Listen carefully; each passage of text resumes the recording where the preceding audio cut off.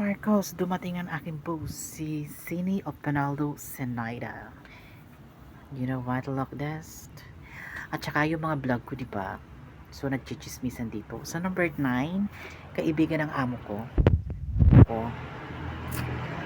You know, ang kwento kasi Robert Tall pag ganito.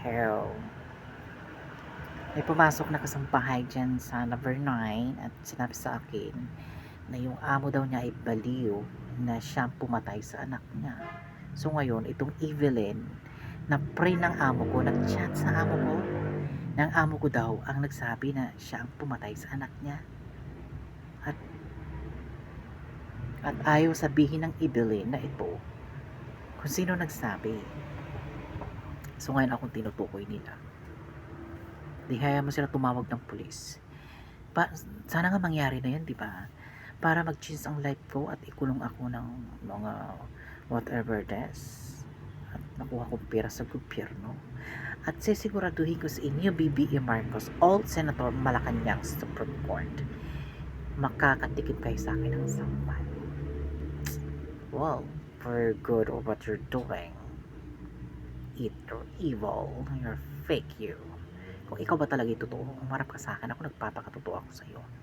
Pero hindi kayo totoo sa akin, mga Filipino people. Maghihimas kayo ng rehas, kayo ipapasok dyan. Hindi ako. I'm here to rule and this him and power is not you. Kaya hindi nyo kaya babagsakin at buksain kahit anong gawin nyo. And believe you guys, okay? So, yun nga, ang mangyayari, bahala sila, basta ako, nangyari lang gusto ko mangyari. Di ba sabi ko sa BBE Marcos, kung binigay mo yung cash money, hindi ko papatulan ng mga Pilipino na yan. Dahil matigas ka, pues, manood ka. Barangay Bahay Tour Street, this is known as Post now. I am working Village Ferrera Home Project 8 Subdivision, Dakalang Lomfo Street, door number 3. Road 20, Mindanao Avenue, Quezon City. O, alam niyo ang address ko. Dito may siguro kay Bubo at Bulag. About to post on social media now and YouTube. Thank you. At ikaw, President Donald Trump, magbigay ka na sa akin ng $1 million kung ayaw mo makatikim din.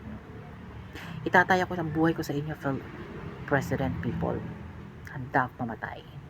Wala kayong karapatan mag-abandon sa akin. I miracle this city and change my life.